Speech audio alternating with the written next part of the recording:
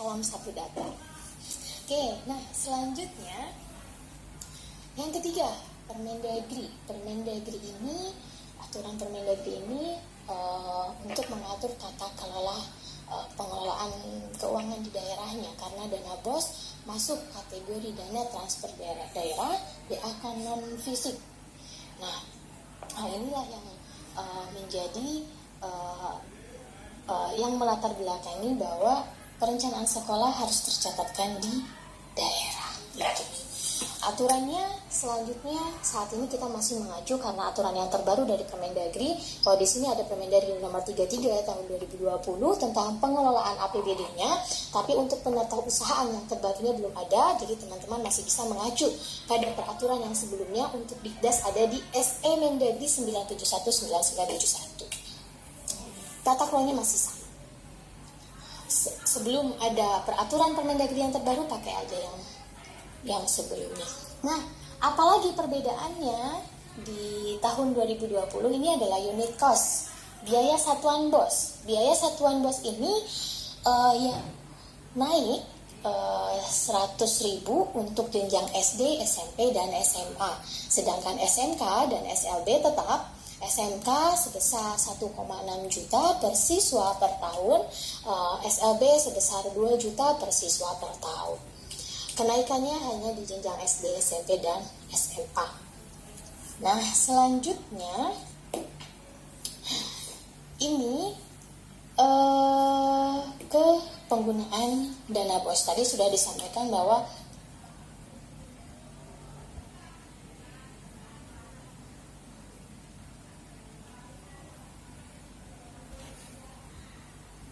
implementasi Merdeka Belajar dalam dana BOS ini adalah memberikan fleksibilitas setinggi-tingginya kepada kepala sekolah.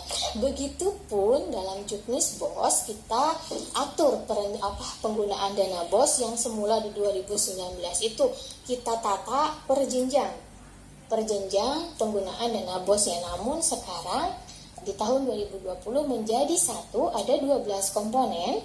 12 komponen ini yang kita masukkan ke dalam Juknis, dan perbedaannya dari tahun sebelumnya itu kita menuangkan rincian kegiatan umumnya, di mana nanti uraiannya sekolah bisa bisa menciptakan kegiatan-kegiatan yang relevan, yang mampu meningkatkan mutu pendidikan di sekolah masing-masing.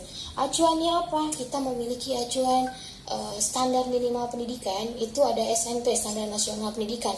Layanan minimum pendidikan, layanan standar minimumnya lah, itu adalah Standar Nasional Pendidikan. Teman-teman sahabat data, kepala sekolah bisa melihat atau membaca kembali Permendikbud 20, 21, 22, 23, 24, itu kan standar pembiayaan diatur dalam Permendikbud 69 2009, standar sarana prasarana diatur dalam Permendikbud 24 2007. Kalau bingung harus isi apa di sekolah ruangan kelasnya, aculah ke situ. Kalau bingung langganan daya dan jasa seperti apa rinciannya, itu ada di standar biaya. Masuk, baca di sana sudah lengkap standar, lengkapi semuanya, capaian mutunya sesuai dengan Standar Nasional Pendidikan ada di Permendikbud 20, 21, 22, 23, 24, 23, 2016. Standar proses, standar isi, standar kompetensi lulusan, standar penilaian, standar pengelolaan tenaga pendidik dan kependidikan, standar pendidik dan tenaga kependidikan pun diatur di dalamnya. Ketika kepala sekolah mau merekrut tenaga kependidikan, standarnya apa? Coba acu, lihat, cek standar pendidik dan tenaga kependidikannya seperti apa minimumnya untuk, dan tenaga kependidikan apa saja disebutkan ada di dalamnya di Permendikbud tentang standar pendidik dan tenaga kependidikan. Semuanya ada. Kalau misalkan teman-teman baca semuanya, mungkin nggak bingung lagi apa yang harus dilakukan oleh sekolah. Capaian raport mutu yang telah Bapak Ibu lakukan, kalau Bapak Ibu melakukan, mungkin tidak asing lagi melihat peta dalam bentuk jaring laba-laba ya, jaring laba-laba. Di situ ada capaiannya sekolah, misalnya sekolahnya udah capaian SMP-nya sebesar 4,3, 4,5 menuju SMP 1, SMP 2 gitu kan. Nah, itu bisa dijadikan dasar Bapak Ibu melakukan perencanaan. Dan ingat, batasannya itu adalah Bapak Ibu harus menentukan ketika apakah yang dikeluarkan itu sudah efisien, apakah sudah efektif, memenuhi prinsip-prinsip manajemen berbasis sekolah. Nah, selanjutnya ini menerangkan ini masalah yang pada saat pertama kali Juknis itu terbit, yang selalu ditanya adalah dalam penggunaan dana bos itu masalah honor. Masalah honor. Kita bahas masalah honor. Gimana nih Mas Yayan? Lanjut. Pertanyaan pun seperti ini udah banyak banget dan ini isinya honor semua mungkin ya. Kebanyakan sih seperti itu. Oke. Ada beberapa juga yang bukan terkait dengan honor gitu kan. Tentu karena sekarang sudah masa-masa pencairan gitu kan. Ini banyak sekolah yang belum cair gitu kan. Oke. Oh iya. Sebelum ke honor ya, masalah pencairan. Tadi saya bilang, pencairannya serentak 34 provinsi ya. Ya, ketika tidak ada kendala data rekening sekolah. Tidak ada data kendala rekening sekolah karena kita kemarin, karena ini aturan yang baru di mana pusat belum memiliki data rekening sekolah yang valid, yang hanya ada di Dapodik, dan di Dapodik pun banyak yang tidak valid, sehingga kita cross check dengan bank mitra rekening sekolah yang sekolah inputkan. Jadi tahap 1 kemarin kita ada 130 gelombang 1 ya, bukan berarti nanti yang di luar gelombang itu tidak salur, tidak seperti itu maknanya, tetapi tahap 1 ini memang disalurkannya bergelombang, sejumlah rekening itu sudah valid, sudah siap untuk mengendalikan retur sebenarnya. Jadi untuk gelombang 1 itu ada sejumlah 136.579 dan itu terjadi di 32. Karena ada tidak tepat. Ada provinsi, bahkan ada provinsi yang hanya 1 sekolah gitu kan. Karena apa? Pada saat itu memang kita kerjasama dengan bank mitra sekolah yang baru update, kirim balik datanya itu ya baru ya bank itu gitu kan. Dan sekolah ada yang pencilan mengirimkan nomor rekening yang berbeda dengan sekolah yang lainnya, tapi itu menjadi penyalurannya masuk ke gelombang yang pertama. Gelombang kedua ada sekitar 55 ribuan lah, 55 ribuan yang tidak lama lagi mungkin akan salur ke satuan pendidikan. Nah, apa? Kalau misalkan dibilang kok masih terlambat sampai bulan Maret, nah daripada retur mau bagaimana? Ya enggak? Nah, tapi kita pastikan bahwa pada tahap kedua nanti kalau sekolah tidak merubah tetap menggunakan nomor rekening yang digunakan pada tahap 1 ini, tahap 2 nanti di bulan April langsung cair Mas. Betul. Tanpa harus menunggu lagi karena tinggal klik dong katanya tuh gitu. Sederhana itu tinggal klik doang karena data rekeningnya sudah valid. Jadi buat yang kemarin sudah dapat di tahap 1 gelombang ke-1, jangan dulu rubah rekening. Jangan dulu rubah rekening ya. Jadi tetap aja di situ agar nanti tahap 2-nya tidak terlambat. Oke, balik lagi Mas kita ke penggunaan. Akang. Ya, akang. Nah, penggunaannya berubah nih, ada yang berubah nih. Kalau tahun 2019 PPDB ini masuk di poin kedua. Nah, tahun 2020 dimasuk di poin yang pertama. Selanjutnya ada poin kelima yang semula itu pengelolaan sekolah berubah menjadi administrasi kegiatan sekolah.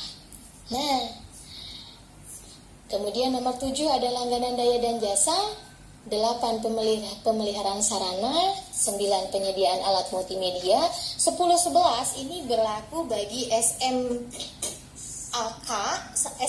dan SMALB ya. SMALB.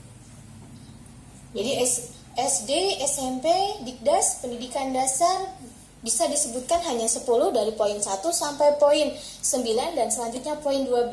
Poin 12 sebenarnya ditaruh di akhir tapi yang paling dinanti. Yang paling dinanti. Tentunya oleh siapa? Tentunya oleh Khususnya untuk yang non ASN ya. Kabar gembiranya tahun ini Mas Menteri memberikan kebijakan yang cukup wow gitu kan, menaikkan persentase penggunaan honor bagi non ASN. Kalau negeri dulunya 15%, tahun ini naiknya cukup lumayan ya, 200%-an ada ya, sangat signifikan untuk yang negeri dari 15% menjadi 50% dan berlaku untuk negeri dan swasta sebesar 50%. Ini yang sifatnya gaji, tetapi gaji pembayaran honor ini untuk non ASN, guru dan tenaga kependidikan. Akan tetapi prioritaskan dulu pembayarannya untuk, bukan pembayarannya, tapi penuhi dulu, prioritaskan untuk penggunaannya, prioritaskan untuk guru dulu, yang selanjutnya untuk tenaga kependidikan. Kalau Mas Menteri bilang kayak gini, dana bos ini mungkin memang bukan solusi ya untuk pemberian gaji. Ini karena sifat dana bos ini bantuan, akan tetapi mungkin bisa lebih mensejahterakan guru, kata Pak Menteri itu. Minimal bisa mensejahterakan guru yang katanya mungkin yang sebulannya 300.000 dulunya, mungkin bisa nambah menjadi 500.000 atau menjadi 750.000 ya. Yang besarannya tentunya pusat tidak menentukan, tetapi silakan, karena ingat ada Merdeka Belajar. Sekolah udah merdeka ya, merdeka belajar, merdeka belanja dong. Merdeka bekerja gimana? Oke, jadi memberikan kesempatan kepada kepala sekolah, fleksibilitasnya sangat tinggi, tetapi dengan mengacu ada batas-batasannya aturan yang ada, selagi aturan itu selagi mengacu pada SNP yang ada dan tata caranya benar sesuai dengan aturan yang ada. Batasan itu hanya di situ saja, agar apa? Agar tidak salah ya, tidak tadi keluar dari aturan yang ada gitu kan. Merdeka di sini adalah merdeka dalam menentukan kebutuhannya tuh apa, sesuai kebutuhan sekolah untuk capaian mutu di sekolah tersebut. Caranya harus ikuti aturan PBJ, jenis pengadaan barang dan jasa, ada aturannya. Berarti pada saat kita belanja harus mengikuti aturan yang ada. Batasannya tuh di situ. Kemudian tata cara mau melakukan kegiatannya pakai cara patungan. Nah, patungan ini kan sulit. Sulit ya, bukan berarti kegiatannya tidak boleh, tetapi caranya tolong diperhatikan, harus mengikuti aturan yang ada. Agar apa? Agar sekolah juga mampu memberikan katakanlah SPJ ya, bukti-bukti fisiknya yang akuntabel, yang tidak menyalahi aturan yang ada. Ketika pemeriksaan juga kita santai-santai aja, tetapi ketika misalkan contoh nih, patungan, semua sekolahnya diikutkan patungan, tapi sekolah itu nggak ikut. Nah, bagaimana meriksanya? Ya kan? Ya nggak sih? Bagaimana meriksanya? Yang satu keluarnya itu sekian juta, tetapi tetapi SPG-nya ternyata tidak sama, misalkan seperti itu gitu kan. Karena ini juga menjadi topik yang hangat ketika mekanismenya menggunakan cara iuran, dan ternyata kita pernah sampai ke lapangan gitu kan, SPJ yang didapat pun ketika kita wawancara ke sekolah ternyata tidak sesuai dengan yang sebenarnya. Nah, hal itulah yang menjadi masalah. Bukan berarti kegiatannya tidak boleh, ya kan? Bukan berarti kegiatannya tidak boleh, tapi boleh dilakukan. Oke. Nah, untuk kembali ke honor. Nah, honor ini adalah maksimal 50%, tetapi ketika sekolah mau menggunakan, dia bertanya misalkan gini, boleh nggak sekolah saya tidak tidak menggunakan dana untuk honor, boleh saja. Kalau saya gunakan 10%-nya silahkan, 20%-nya silahkan. Tetapi ketika melakukan perencanaan jangan lebih dari 50%. Nah, untuk guru pembayaran honor non-ASN, untuk guru ada 3 syarat. Syaratnya yang pertama itu adalah guru tersebut terdata pada Dapodik per 31 Desember 2019, Mas. Akang lupa. Ya, terdata di Dapodik ya, khusus untuk guru nih. Terdata di Dapodik per 31 Desember 2019. Yang kedua memiliki NUPTK. Poin ini yang sangat trivial, yang kayaknya hampir tiap hari kedatangan tamu ini kita, ya kan? Iya nggak? Ya, sampai misalkan dari DPR, dari mana gitu kan, yang terkait dengan NUPTK ini. Dan yang ketiga ini syaratnya belum memiliki sertifikat pendidik. Oke, kita bahas nih satu-satu. Kalau misalkan ada yang bertanya, apakah harus terpenuhi semuanya? Tentu, karena ini adalah normatifnya adalah seperti itu. Normatifnya harus memiliki NUPTK. Bagaimana bagi sekolah atau bagi guru yang belum memiliki NUPTK? Coba dicek alur pengajuan NUPTK. Ya, ada pengajuan, ada juknis tentang pengajuan NUPTK yang dikeluarkan oleh dulunya PDSPK, sekarang namanya Pusdatin. Alurnya itu ada di sana. Nah, terus bagaimana dengan